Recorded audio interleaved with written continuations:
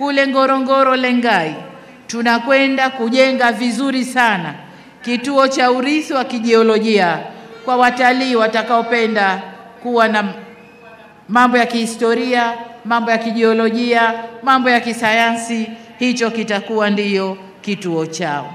Lakini vile vile yanayoendana na hayo ni utalii wa michezo, na hapa nizungumzie uwanja wa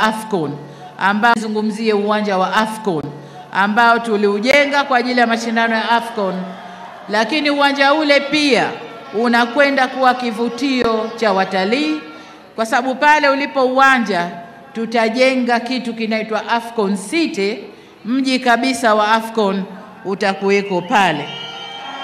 Niwaambie kwamba uwanja ule tumeshaukamilisha kwa 63%, na utakapokamilika utabeba watu 32,000, na tunatarajia Julai mwakani, mwezi wa 7 mwakani, uwanja huu uwe tayari, lakini tutaendelea na awamu ya pili ya kujenga huo mji wa Afcon.